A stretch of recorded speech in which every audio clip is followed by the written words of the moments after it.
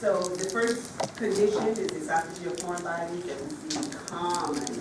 And of course, if they're radiopaque, you're going to see them on the survey radiograph. If they are not radiopaque, of course, you won't see them. You might see some hint of soft tissue opacity. If it is causing an obstruction, then you would see a distended esophagus. You wouldn't see that unless it is filled with some gas. Of course, that would be understandable. The pet continues to swallow gas, and then at the point of obstruction, then you see the dilation cranial approximate to it. If it is not radiopaque, then we use some type of barium. If you see signs of esophageal perforation, which means you have to see signs of that to say there's a perforation, and therefore you use water soluble. Any iodinated contrast material. So if you are in practice, you should have a bottle of barium, and you should have a bottle of iodinated contrast material. If there's evidence of an esophageal perforation, of course you will see air in the mediastinum. That's where the esophagus is located. And you see delineation of structures within the cranial mediastinum that we refer to as the pneumomediastinum. So where do they commonly lodge? These are the three locations. Base of the heart is a common location. There's no change in anatomical reasons why they lodge there. It's a common location where they tend to stop. And the second place is at the thoracic inlet. Now, why the thoracic inlet? Because the esophagus starts dorsal to the trachea in the cervical region. And then at the thoracic inlet, it goes lateral. And of course, if it goes lateral, it's not on the trachea, it drops. And so when it changes in direction, that's a common location. So it starts dorsal, then at the thoracic inlet, it goes lateral, and then it goes dorsal again in the thoracic cavity. And then, of course, caudally at the gastroesophageal junction, and that's because the esophagus becomes narrowed at that point. So here's some examples. Okay, the one to the right is a fish hook. And then for removal, you just use endoscopy to do that. Anesthesia, then use endoscopy. Or it's sometimes these foreign bodies, if they're unable to be pulled proximally or removed proximally, then they'll just push it into the stomach and then do a laparotomy to remove them. This is a piece of rawhide, and the reason why it's opaque is because there's contrast material, a barium around it. So if the barium is around it, then the foreign body is going to look like a filling defect.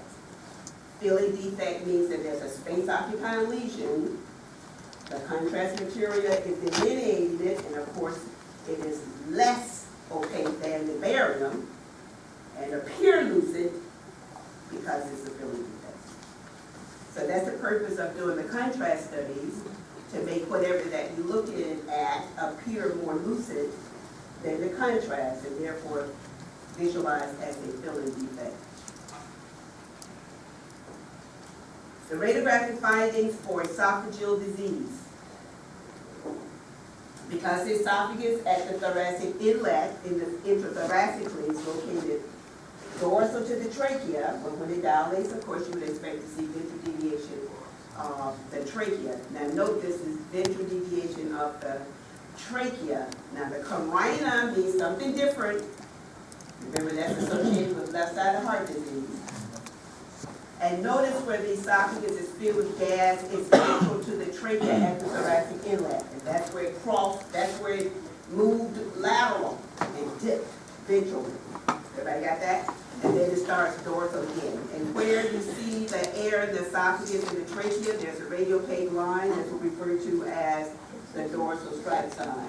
So that tells you that there are signs of esophageal disease. And then you have to do a differential. So your radiographic diagnosis would be, on this case, megaesophagus. That's a general diagnosis. And then you have to talk about causes. In this dog, there's also opacity overlying the caudal margin of the heart. Overlying the caudal margin of the heart, there's a focal opacity overlying the caudal margin of the heart. Ventrally,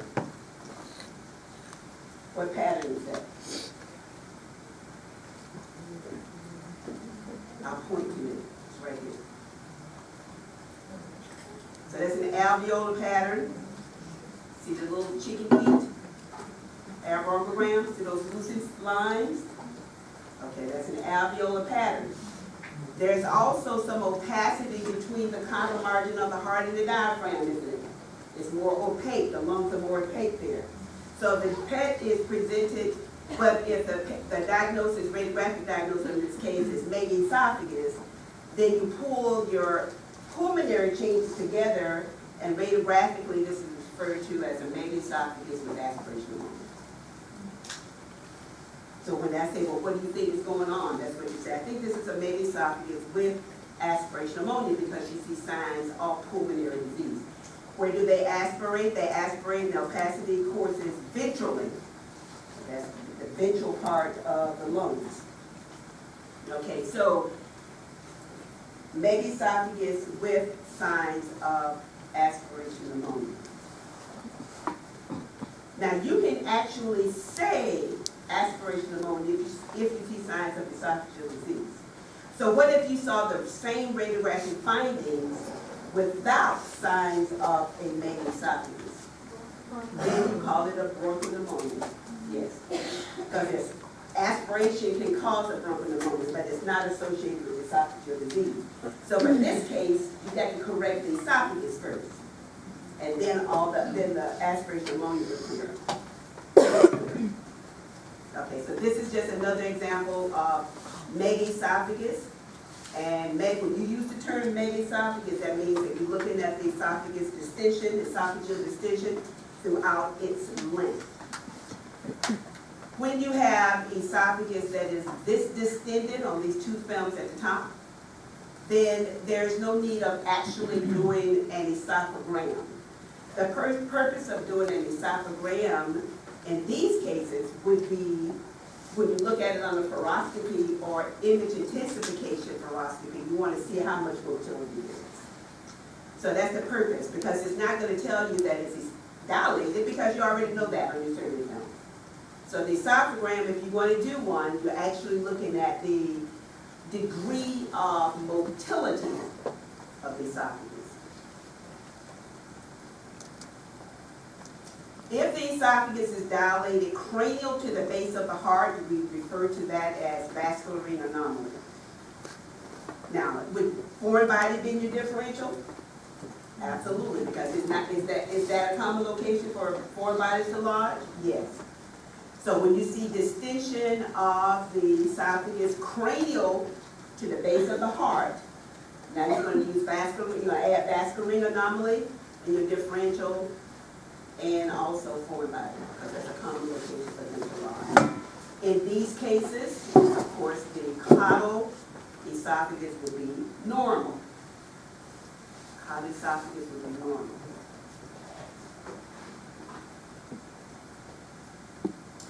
Foreign bodies also lodge in the caudal part of the esophagus as well. And if you happen to see a soft tissue opacity, if it is on midline, can you see a soft tissue opacity on midline? You don't see it outside lateral, do you? So that tells you that it's midline. So when you say midline, you have to think about all of the differentials, all the structures that are located on midline. Esophageal is on midline, and so that would be your number one. In a mediastinal mass, that's where the mediastinum is located. So remember, if you happen to see an opacity in the caudal thorax, it's on midline on VD, mediastinal disease would be number one. You just put, this is a case of mediastinal disease or mediastinal mass, a mediastinal mass effect. And then you do differentials from there. So it's a general, when you do your radiographic diagnosis, it's a general radiographic diagnosis, and the differentials, that what you think that might be. So what could it be? Yes, it could be a foreign body, it could be a mass, but located within the mediastinum. This dog also is showing signs of esophageal disease, isn't it? Because you see a dorsal stripe sign. So then you would say, because of the dorsal stripe sign, I'm thinking that this dog may be showing signs of esophageal disease. I think it's an esophageal lesion. But could you not have a mass in the mediastinum that's compressing the esophagus and causing the air to accumulate in the esophagus? Absolutely. That's why you're still stuck with esophageal disease. Caudal mediastinal disease. So radiographically, it would be caudal mediastinal disease. Number 1, esophageal disease. Number 2, non-esophageal disease. Okay, so it's pretty straightforward. Everybody got that? And then you do your differentials of what you think that might be. Okay, question back. Can you point out the dorsal stripe sign again? Here's the air in the esophagus. You see the opacity? See the linear line opacity? Okay. So there's air in the esophagus, there's air in the trachea, and the dorsal stripe sign would be the soft tissues between the two aerated structures. Okay, thank you. Okay, this is another example of a mediastinal opacity, dorsocaudal, and note that it's on midline. So what else lives there? Remember, lymph nodes live there. But would you put lymph nodes in your differential? No, because the opacity is caudal to the carina. Caudal to the carina. If this opacity was around the carina, then yes, on the lateral. So on the lateral view is caudal, so now you should be thinking of a mediastinal opacity, a mediastinal mass. And your next step would do an esophagram. That tells you if it is esophageal or non-esophageal, right? That'll tell you if whatever this opacity is within the esophagus or outside the esophagus in the mediastinal space. This is what it would look like if it were esophageal. So then again, the filling defect, because that would be causing the soft tissue opacity you saw in survey film. Contrast material that moves around it, and then the opacity is actually now lucencing and appear as a filling defect. In youngsters, your number 1 would be foreign body. If in adults, of course, you want to consider neoplasia. The common neoplasia in the esophagus would be sarcomas. This is one that is non-esophageal. Non-esophageal. Note that this one is irregular. This one is smooth. So smooth means there's something external that's pushing on the esophagus, and the esophagus remains its integrity, smoothly marginated, and it's just compressing. So this one is a non-esophageal mediastinal mass. This was a gastroesophageal intussusception. But your next step of this one would be endoscopy. Foreign bodies, if they pass the esophagus and move into the stomach, you put 4 positional views, because you're going to use the air. You're going to use air to shift in different parts of the stomach so that you can see it better. If you're unable to see it, the air is unable to help you, then do a contrast study. Remember I said, remember the 2, whichever 2 that you remember with the gas, then of course the contrast material will be just the opposite. I mentioned last time that try not to confuse a fluid-filled pyloric antrum with a foreign body. So on this one, you have a smoothly marginated filling defect in the pyloric antrum. The stomach is moving motility to push the foreign material into the duodenum. But commonly, that's where they lodge, at the pyloric antrum. If you look at the survey film, you get a hint that there's a little bit of gas marginating a smoothly marginated soft tissue opacity. So you kind of think, that looks like a little ice cream cup, a cone. And then it looks like that may be a soft tissue opacity. But to confirm that on the contrast study, this would be a dorsal ventral view because the gas is in the fundus, highest point of the stomach. And so the DV would be the best one because you want the contrast material around the foreign body so the foreign body can appear as a filling defect. So which lateral do you want to take? Right side down. Right, you want to take right side down because you want the contrast material to move around the foreign body. So if you couldn't take all 4 because there might be a problem with cost, then do those 2. Do those 2, use DB and right lateral. For the esophagus and the Sharpays tend to have this focal looping of the esophagus at the thoracic inlet, and if you see it in real time with image intensification, the esophagus actually stretches, becomes normal, and then it comes back to that looping appearance. So this U-shaped appearance in the Sharpay is considered normal. It's typical for the Sharpay, so don't get that confused with some type of diverticulum, which you might consider that for some other breed, but this is normal in the Sharpay. Gastropathy. Anytime we use the word apathy, it means abnormal. So gastropathy, enteropathy. So that means there is something that is abnormal about the stomach and something that's abnormal about the small intestine. And then you do a differential. So if you see the stomach, it is irregularly marginated. You might see thickened rugal folds. We just refer to that radiographically as gastropathy. Easy term, gastropathy. Now you do the differential. What could it be due to?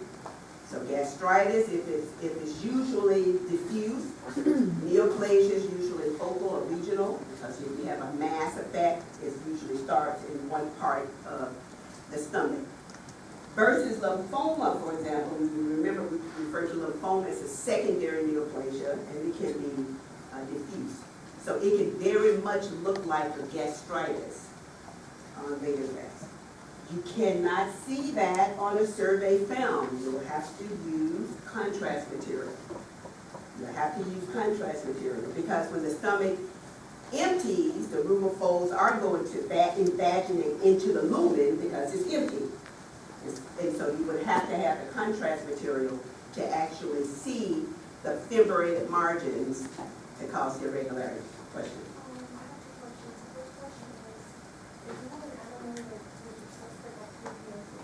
At what? What? Okay, what is that? It's like a big layer from drinking water and it increases the what's it called, the thickening, they get thickened and stuff. So it's like Okay, so you would put gastritis, and then you would, what would you do next to determine that?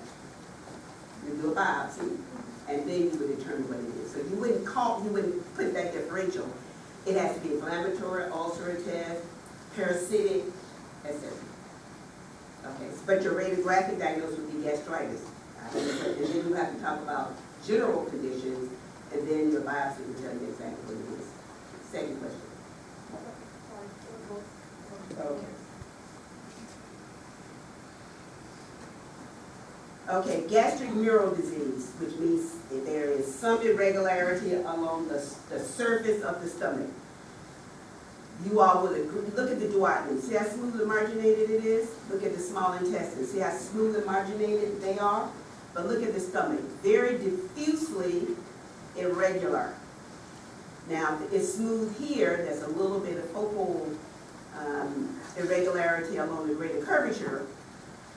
But overall, the stomach is irregular. So your radiographic diagnosis, your finding would be diffuse irregularity of the stomach. And then your radiographic diagnosis would be gastropathy. Not gastritis, gastropathy. Because that you have to include neoplasia, you have to include your term, your differential with the inflammation, whatever is causing the inflammation as a cause. Okay, everybody follow me with that? Okay, so we're not going to look at a radiograph and say, okay, this is gastric neoplasia. I mean gastric, like they call it a tumor. if you're gonna say neoplasia, you have to say gastric neoplasia, and then give me some differentials as what type of neoplasia you might think it is. So when we talk about patterns of intestinal mural, just mean wall, irregularity of the wall. If it's smooth, usually that's benign. It's smooth, because if it's some type of really aggressive lesion, it's going to erode the surface. So if it starts in the wall and moves into the lumen, it's going to cause some irregularity, correct? And so when you see the irregularity, that tells you that it's more of a focal, aggressive lesion than something that's smooth and marching in. If it is circumferential, more than likely that is a neoplastic process. Lymphoma tend to do this common. So if it's in the wall of the small intestine, it can be regional. And so then it invaginates into the lumen circumferentially, especially in cats, like I said, mentioned before, mediastinal, intestinal. So we try to find these areas, and then we can do an FNA. FNAs, if you think it's lymphoma, easily can be diagnosed from FNA. So when we see the small intestine that are irregularly marginated, again, here's your word, enteropathy. Yes, safe to just call it enteropathy, and but then you give them some differentials, same as it is in the stomach. And if you see this, the distal part of the small intestine, they're smooth, but look at the cranial margin, the cranial areas of the small intestine, very irregular. The most that you can say on this case is enteropathy again. And then, of course, you will have to do biopsies to determine exactly what is the cause. But those are your differentials.